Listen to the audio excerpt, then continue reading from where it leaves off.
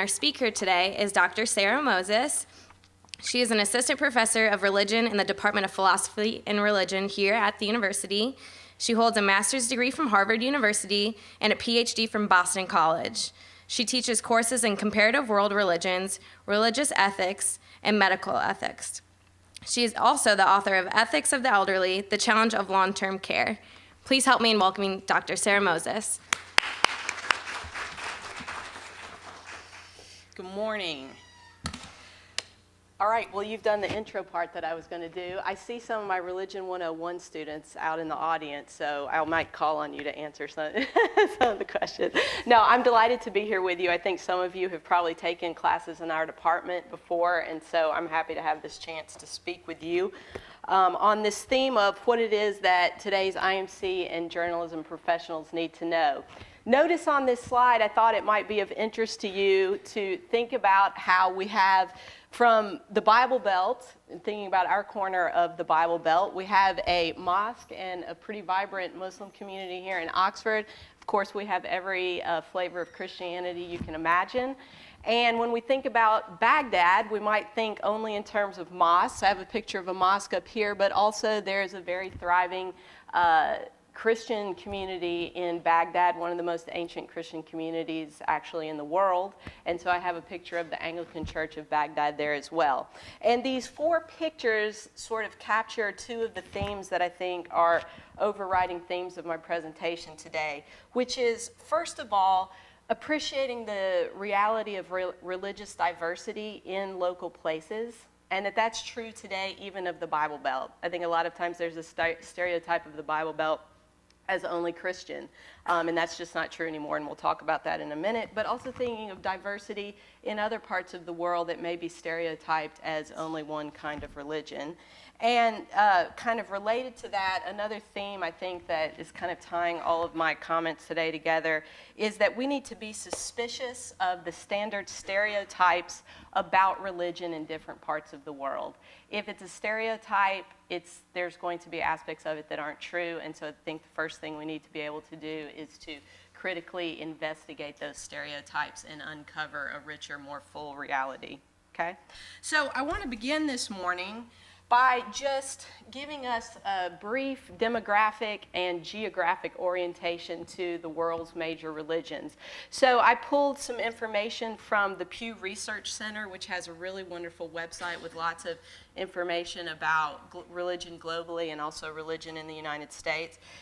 This is from a study in 2010. The numbers are slightly different today, just in terms of increase in population, but this still reflects generally the demographics of the world's religions. So out of all the people in the world, about 7 billion, 84% of the world's population affiliates with some type of religion. Okay? So first of all, we live in a very religious world, and I think that's something to think about. There were theories in the 1970s that secularization would eventually be the reality across the globe, and the reality is religion is tenacious and it holds on, and it seems to have significance in people's lives. So we still live in a world where the vast majority of people affiliate with some type of religion.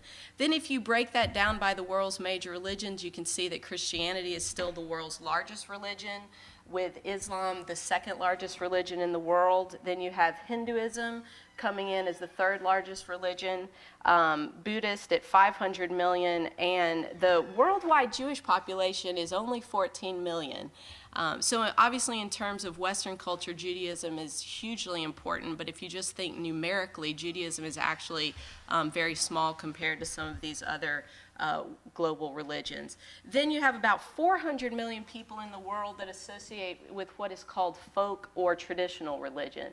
So these would be indigenous religions that are a part of particular cultures in particular locations and are not necessarily globalized religions like Islam, which now exists all over the world. But folk and traditional religion is still a very significant part of the world's religiosity, even though we may be more familiar with these larger religious traditions. One of the things that I was going to mention is that there is a projection And this has been reported in the news, and you may have heard this, that even though Christianity today is the largest religion, and the projections are that it will continue to be the largest religion, Islam is actually the fastest growing, and is projected to be the fastest growing in the next few decades. So that by about 2050, Islam will almost have reached the same numbers of Christianity in terms of global population and adherents of these two religions. Now, this is based on age of current adherents and birth rates. Okay, so this projection of Islam being the fastest growing religion is not based primarily on gaining converts, but rather on births to Muslim mothers as compared to births to Christian mothers. But you will hear that in the news, and so it will be interesting to watch over the next few decades the growth of Islam and getting closer to the numbers in Christianity. Okay. All right, geographically, here's a little map that gives you a sense of where these religions are the dominant religious tradition. So the red countries are countries where Christianity is in the majority. So you can see that in the Americas, Christianity is still the dominant religious tradition. Then you can see the green is where Islam is the majority religion, and so you can see that in North Africa, the Middle East. But notice that Islam is also very prevalent and majority religion in Southeast Asia as well. Hinduism, by and large, you can see if you know what the country of India looks like. Hinduism is still primarily based in India in terms of the concentration of the largest number of Hindus in the world. So you do find Hindus in Europe and North America, but as you can see on the map, it's still primarily located in India. And then the darker yellow, kind of orangish yellows, are in Asia, and that's where Buddhism is the majority of religion. Okay, so these global religions are all over, and that's what makes them a global religion as opposed to an indigenous religion that's only in one place. But you can see that the numbers are concentrated in different parts of the world, and so you can also think about this geographically. Okay, now I thought I would take Christianity and Islam, since these are the two largest religions in the world, and just give you a sense of the population distribution. So Christianity, the largest number of Christians in the world are in the Americas. Does anyone know what the largest Christian country is by population? Just numbers of Christians in the Americas. Guesses? Go ahead. You are exactly right, the United States. Okay, so the United States has the largest Christian population, and Brazil comes in second. So the largest Christian population is in the Americas, and the United States has the largest, but as you can see, Christianity is obviously present everywhere, and you can see the distributions of that in other areas as well. Let's see if there was anything else I wanted to note about this. Well, this is actually interesting, again, thinking about change, and I think this is important. Religion is always changing, and things do not stay the same. Religion is a very dynamic aspect of human experience, and so when I was looking for some of these maps and statistics, one that I noted is that by 2050, 4 out of 10 Christians worldwide will live in sub-Saharan Africa. So almost 50% of the world's Christians by 2050 will be in sub-Saharan Africa. So again, the population centers of these religious traditions shift and change over time, and you want to keep an eye on that as well, because it doesn't stay the same. Okay. Now, within Christianity, I will note this. Does anybody know the largest branch of Christianity worldwide? Huh? Yeah, Roman Catholicism. So Roman Catholicism is the largest branch. It's the largest branch in the Americas. However, in the United States, the largest branch is the Protestant traditions. So worldwide, Catholics are the largest, but in the United States, Protestantism is still the largest branch of Christianity. Okay, regional distribution of Muslims. Where do the majority or the vast number of Muslims in the world live? Asia Pacific, not the Middle East. But what are the images that we always see of Muslims? Middle Eastern Muslims. But notice how almost 2/3 of the world's Muslims live outside of the Middle East, okay? So when you picture Muslims globally, you need to picture Indonesians.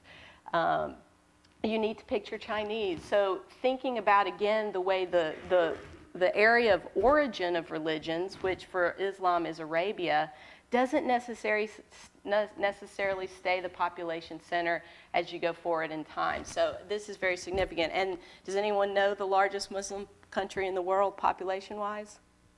My 101 students should know.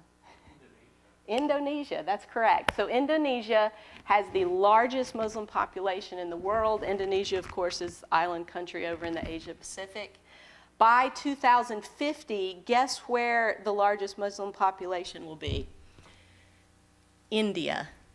Okay, so India will surpass Indonesia by 2050 with the largest Muslim population in the world. This despite the fact that India will still remain majority Hindu.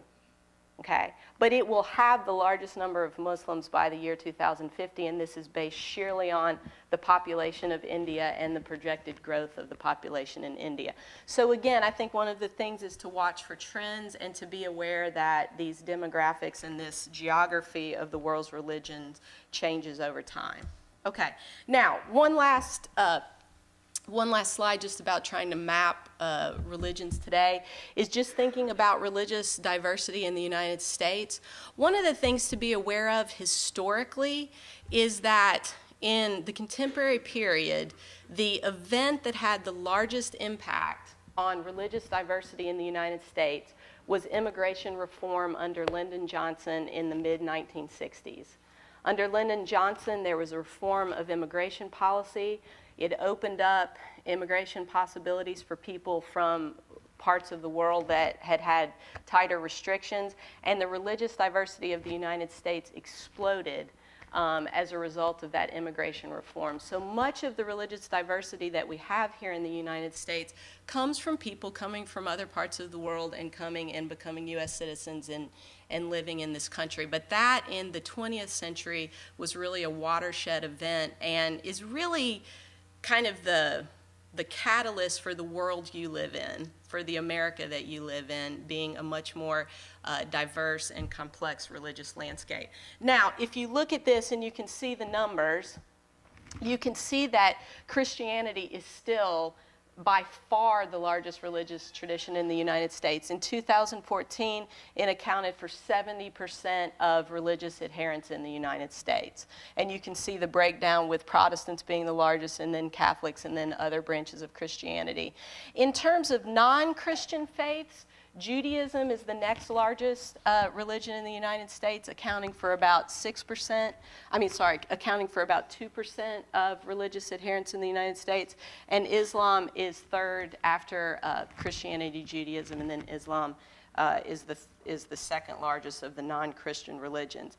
Again, though, projections are that in the next few decades, Islam will catch up to Judaism in terms of percentage of American religious adherents. And the number of Muslims in our country will equal the number of Jews. It will equal the number of small Christian denominations like Episcopalians.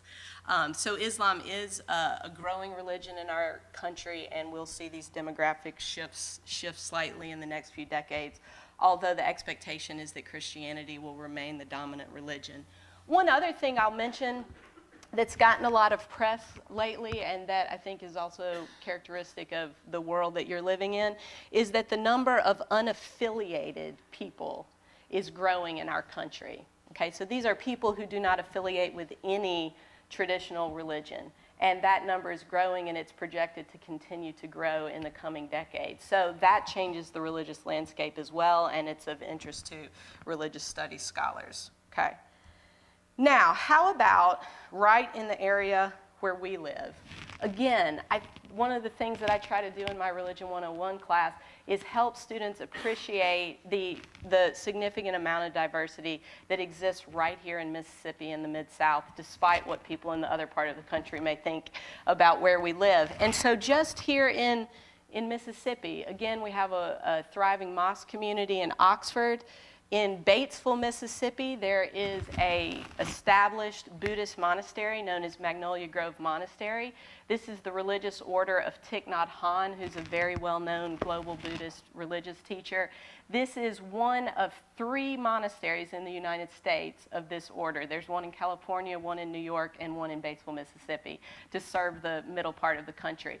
But they've got a full monastic community that lives there. They're open to visitors coming there, and so that's been a very significant thing that has happened here in our area in the last decade. Obviously, Judaism has long been present in Mississippi, and so we find synagogues in different parts of the state, such as Beth Israel and Jackson.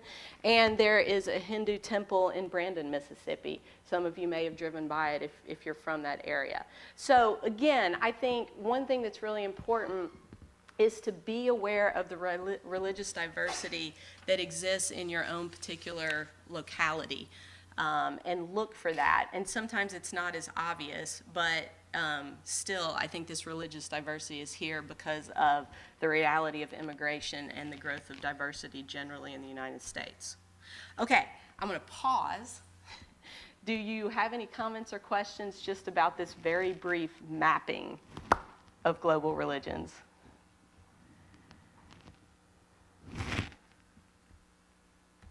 Nothing? Okay. All right, so let's move to our main question. What's important for an IMC or journalism professional to consider when approaching, investigating, depicting, and reporting about the world's major religions? Now, I have changed my title slightly. Instead of the question being, what's important for you to know, I've used this word to consider. And that's because the more I thought about this talk, honestly, I find it challenging to fit 5 religions into an entire semester in my Intro to Religion class. And so the thought of trying to teach you about 5 major world religions in 40 minutes seemed ridiculous and irresponsible. Okay? So what I am going to do instead is I'm going to suggest some general principles or considerations that I think any journalism or IMC professional should have in their mind anytime they are engaging with and working with religion.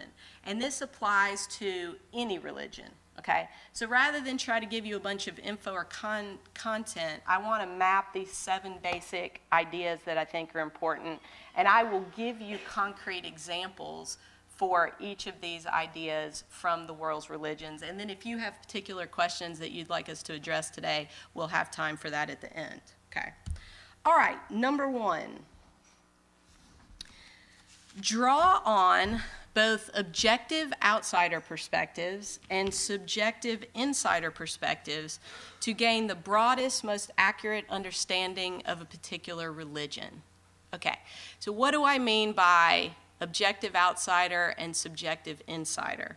What I mean is that today in religious studies, we understand that in order to get the richest, fullest, most accurate picture of a religion, you need to look at it from a detached perspective, okay? So not as someone who is invested in a particular religion. That's the objective part, okay? And also the outsider part, that you stand outside of the religion and try to gain the most comprehensive picture that you can.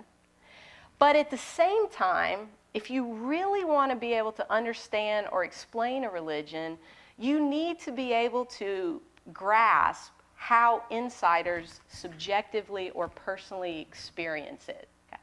So my example for this would be the practice of some Muslim women of wearing a hijab or some type of veil or covering in public as an expression of modesty. Okay. So there's a lot that's been written about this practice. For instance, there are wonderful studies that trace the history of veiling in Islam, because guess what? It has not always been the same. In countries like Egypt, it was done at one time, it disappeared, and now there's a resurgence of the practice, okay? So historical perspective is one of the most important outsider objective perspectives I think there is, that we should not assume that something has been done the same way over the course of the religion's history, okay? So you step outside, you try to get a comprehensive historical perspective, okay? Okay. There have been sociological studies done on the wearing of the hijab. So thinking about how the hijab functions to give identity within a community or vis-a-vis a minority community and living in a country where they are the minority religion. Okay. But at the end of the day, the hijab is worn by real women. Okay. And so if you really want to understand this practice, you need to grasp what that experience is like for actual Muslim women. Now, how can you gain access to insider perspectives? Okay. Because the history of the hijab, you can gain access by going to the library and checking out books and studies. But how are you going to gain access to a Muslim woman's personal experience of wearing the hijab? I mean, for journalists, what's the first thing you ought to think of? Interviews, yes. Actually going and asking women who wear the hijab, why do you do this? What does it feel like to wear this? Why is this significant to you? So interviews are really important. Spiritual memoirs or personal memoirs are often very good sources for insider perspectives. So things that women have written about their lives and about their experiences. Going and being a participant observer in Muslim communities and observing this practice as well, okay? And this applies to lots of different religious behaviors, okay? But I think that this is really important for gaining the most accurate understanding of religion, is having the objective outsider but also trying to grasp the insider perspective. And I think that especially if you think about a practice like wearing the hijab, that in Western culture is so counter to sort of rules of public dress, which we basically don't have any, and yet here we have a rule about modesty. If you really want to understand that in our context and you want to overcome stereotypes that it's oppressive or women are forced to do it, you need to really uncover the insider perspective, okay? All right, I'm going to keep moving, but if at any point you want to stick your hand up and ask a question or make a comment, please do so, okay? All right. All right, number 2. Assume that there is as much diversity within a particular religious tradition as between religions. Okay. So I think it is commonly accepted that there is a lot of difference between Buddhists and Christians. But I want to argue as a religious studies scholar that there is probably as much difference and diversity within Christianity and within Buddhism as between those two world religions, okay? And so my first example for this is baptism. Okay? So if I'm writing an article about baptism and I say Christians practice the ritual of baptism by sprinkling water on infants, what is wrong with that statement? That's not how everybody does it. Okay. So how could I rework that sentence to be more accurate? Do you want me to say it again? Yeah. No, literally, that is so good. That is exactly right. You literally could put the word some in front of Christians. Some Christians practice the ritual of baptism by sprinkling water on infants' heads. But that little word some is really important. Because if you are a journalism professional or a marketing professional, you are presenting religion to consumers and to the general population, the general public. And so a little word like some makes a huge difference in the way that people grasp a religious tradition. So using the word some, actually including a thicker description of the way baptism is performed, so describing the way some people sprinkle on infants, and some Christians actually go out in real rivers and dunk people in water, okay? So actually mapping the diversity that exists. Now this is a very, I think, familiar example for you, but let me give you another one. Here's a statement that I think is problematic. Hindus do not eat meat because they believe animals are sacred. Hindus do not eat meat because they believe animals are sacred. Okay. So same problem with that sentence as the sentence about Christianity. Some Hindus don't eat meat, and actually vegetarianism is a strong tradition within Hindu culture. But a lot of Hindus do eat meat. Okay, so again, just thinking about the way that you present religion, and when you are dealing with a particular religion like Hinduism or like Christianity or like Islam, you want to be sure that your statements do not mask the internal diversity that exists within religions. And one way to get at this, and this is very common in religious studies scholarship, instead of speaking of Christianity as if it's this homogeneous, uniform thing throughout the world, a lot of religious studies scholars will speak of Christianities in the plural. Okay? But I think thinking in that way helps you keep in mind looking for that internal diversity. Okay. Number 3, be attentive to the difference between official religion and lived religion. Okay. Now, what do I mean by this? Official religion is the version of a religion that is presented by authoritative figures. I'm using the example of Catholic bishops here, okay? So I have a statement here, a public official statement by the U.S. Conference of Catholic Bishops. As you can see, it states the traditional Catholic position that birth control, the use of birth control, is immoral because it violates the nature of the love between husband and wife that should be open to fertility. Okay. Now, guess what? Studies of U.S. Catholics, and you can see it in this quote I pulled out of this New York Times article, Catholics were only slightly less open to birth control, with 86% of them saying that it was morally acceptable, in comparison with 90% of the same question being asked of the general U.S. population. Okay. So this is a long-standing official moral teaching of the Catholic Church, and when we actually ask Roman Catholics what they believe and what they do, they use birth control at about the same rates as everybody else. Okay.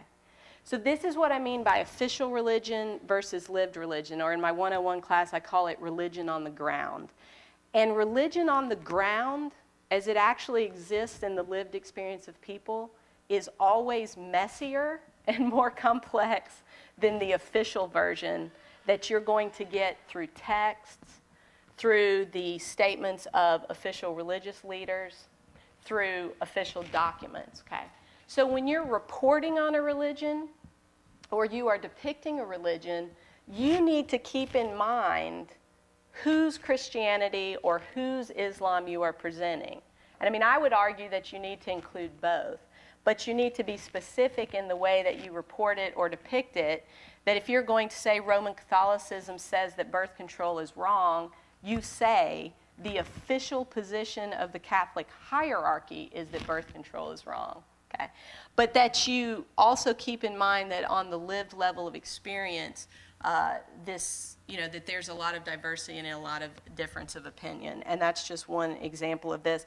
Another example from Buddhism would be that in the Theravada Buddhist tradition, which is the more conservative branch of Buddhism, there are many authoritative monks and teachers who would say that spiritual practices like praying to deities is counter to the teachings of the Buddha, because the Buddha in his original teachings discouraged worship and prayer of gods. Okay.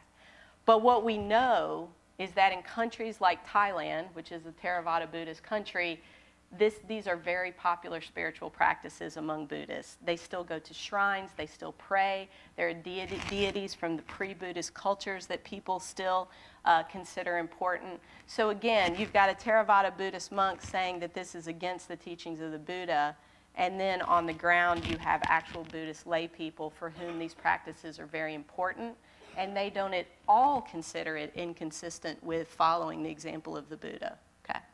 So thinking about official and lived is very important in the way that we approach religion. Okay.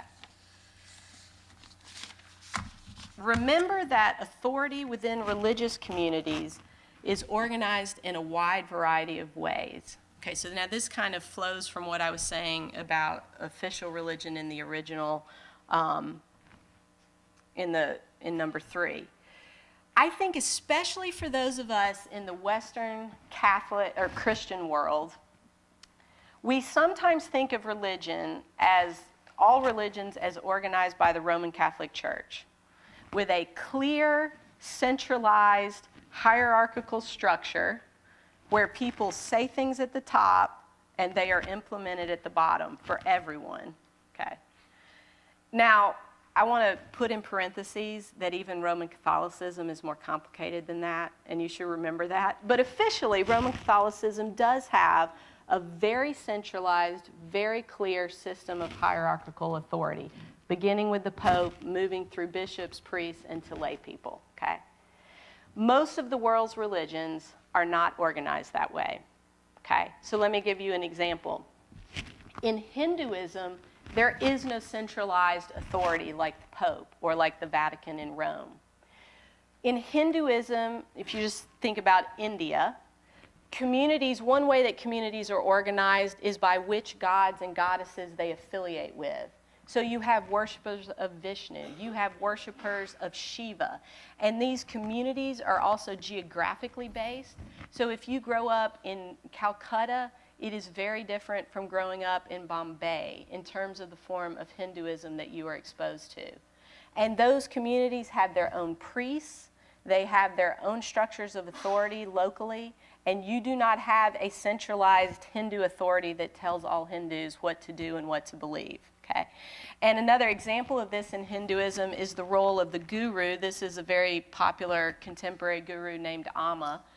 And there are thousands of gurus in Hinduism, each with their own religious communities that they have authority over, each with their own particular emphasis in their teachings, okay?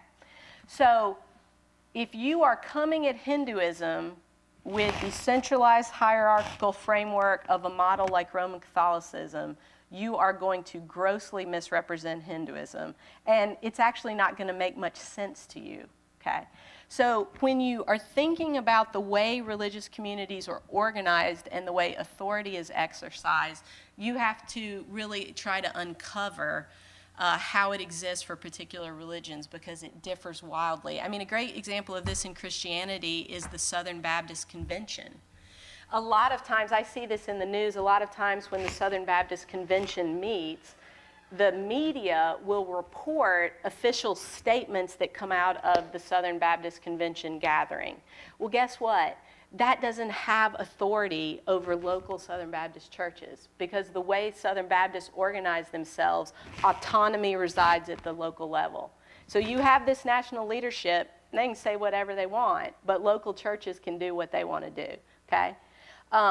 So again, think about how authority may be more diffuse and not centralized and not made hierarchical. And just on this note, I think this is particularly important in the way Islam is also often depicted in the United States. Like, there's been a lot of media coverage in the last couple of years because state legislatures have passed laws that say Sharia law, which is the system of Islamic religious law, cannot be used in courts in that state. Well, guess what? There is no one version of Sharia, and there is no one Pope of Islam that says what Islamic law says. There are different councils all over the Muslim world that interpret Islamic law, that make legal pronouncements, and what a legal council in Saudi Arabia says has nothing to do with what Muslims in the United States think of as allowed under Islamic law. In fact, there's a legal council for North America that is used as a guide for many North American Muslims. So I think especially with Islam, this has been problematic because the model that people have been operating with is a Roman Catholic type of model, and that just doesn't exist in the Muslim world. So somebody, again, some Muslim leader can say something over in another part of the world, and it's depicted as being authoritative for all Muslims, and that's just not the case. So you have to think about authority, and you have to think about the way the community is organized when you present official statements. Okay.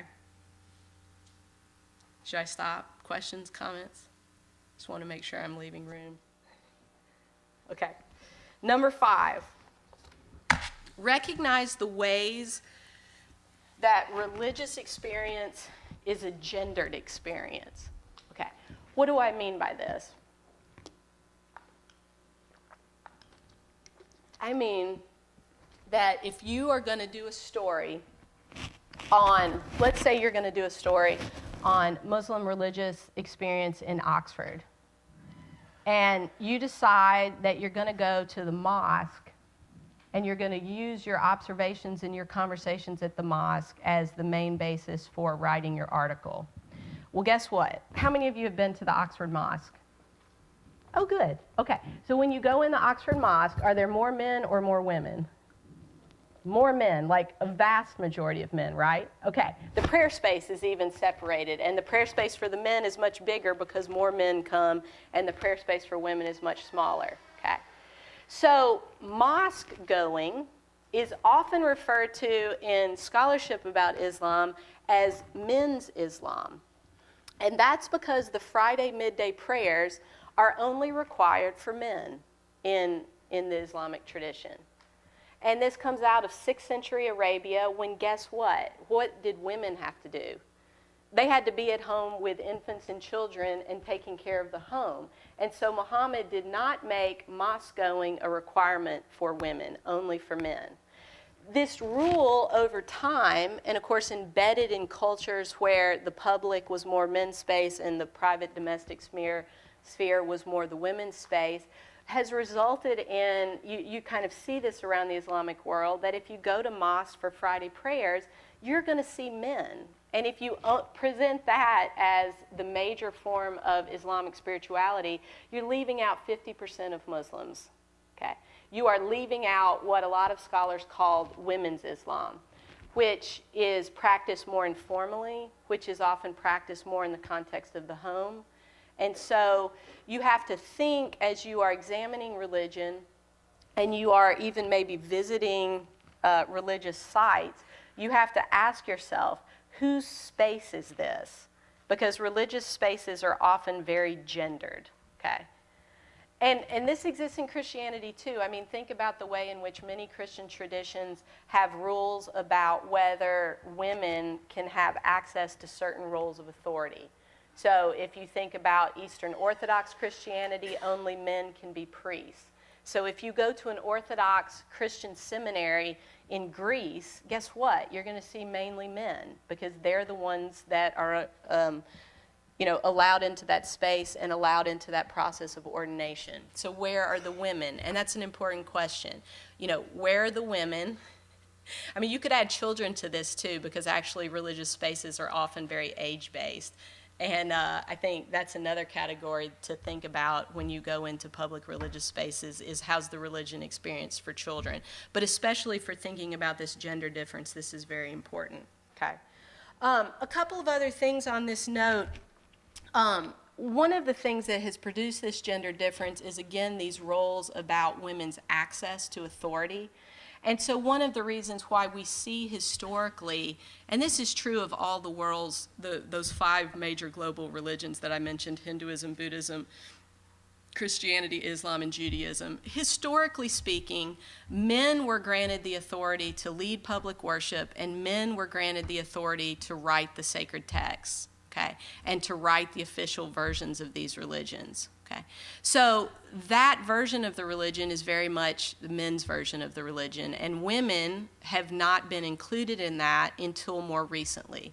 And that is undergoing change. For instance, if you just think about the entry of women into Christian seminaries in the United States of all denominations in the 20th century, this has radically changed the gender experience of the Christian religion. But in some religions, those official spaces like seminaries or schools for religious training are still restricted to men, and so it makes a big difference on how women participate in this.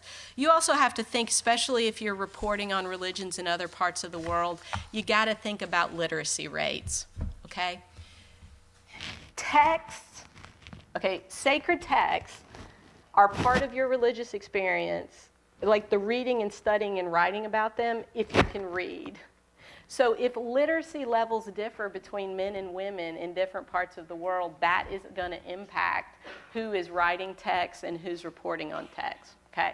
So again, sometimes you also have to think about what I would call non-religious factors like access to education that may impact the gender difference between religions. Okay?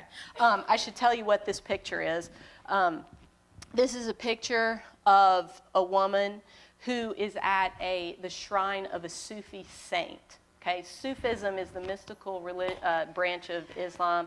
They have figures that they revere as saints, and this is a huge part of women's Islam in different parts of the world, visiting these shrines on particular days related to the saint. Okay, but I wanted to give you these two different pictures because here's the mosque where you find mostly men, but if you go to the shrines of saints, a lot of times you'll find women there because that's a practice that they is less official and they participate in. Okay, all right, two more.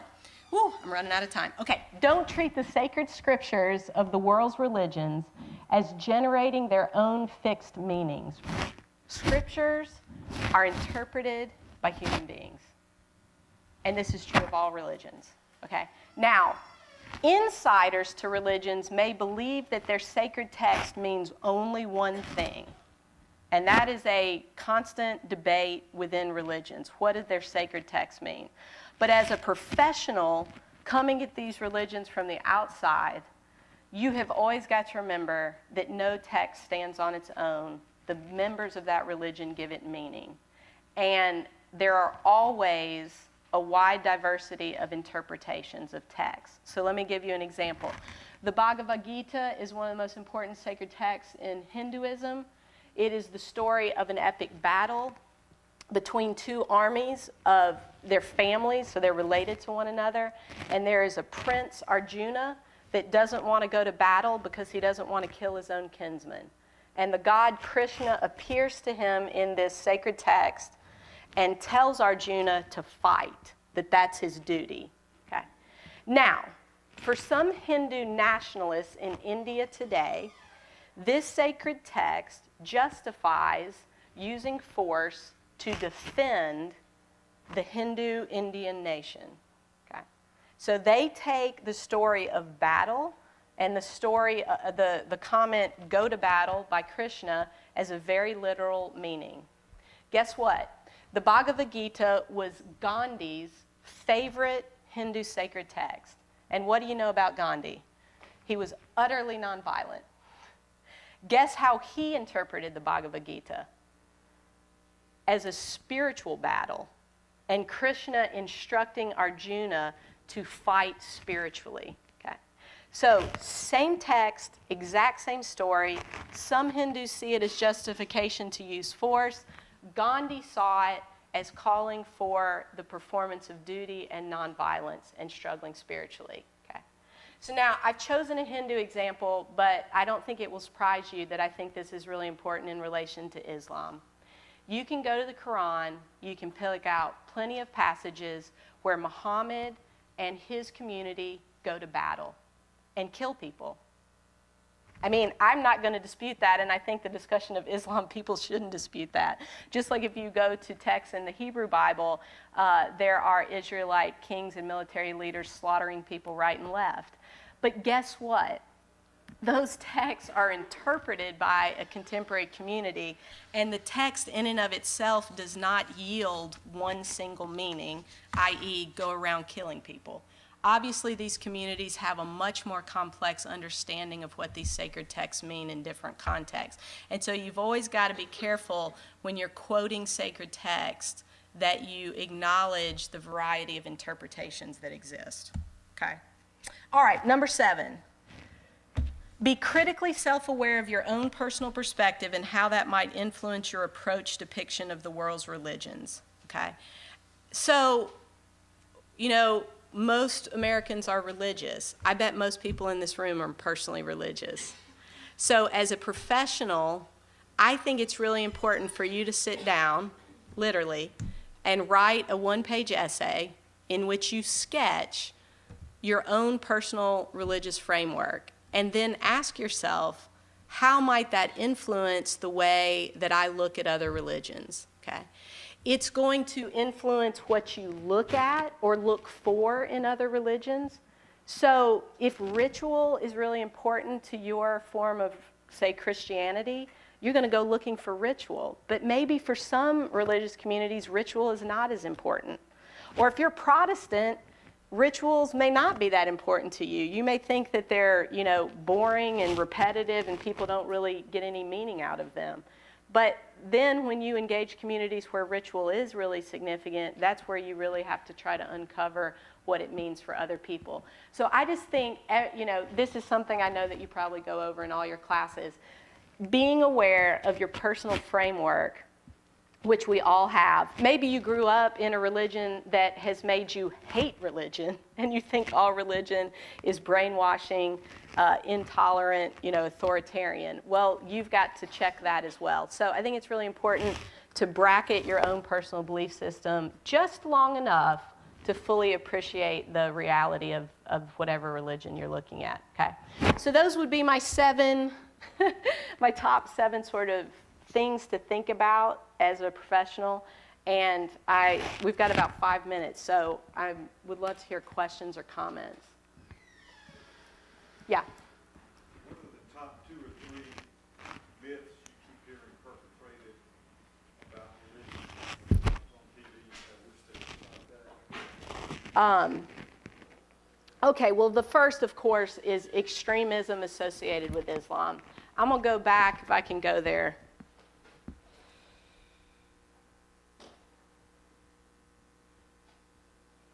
Okay, there are around 1.6 billion Muslims in the world. If they really all hated the West and believed that you could kill Westerners, we'd be gone. Okay, so, just thinking empirically about how false that stereotype is. Are there extremists, violent extremists associated with Islam? Of course there are, but they do not represent the norm. So I still think that that's a problematic one in our Western society. What else?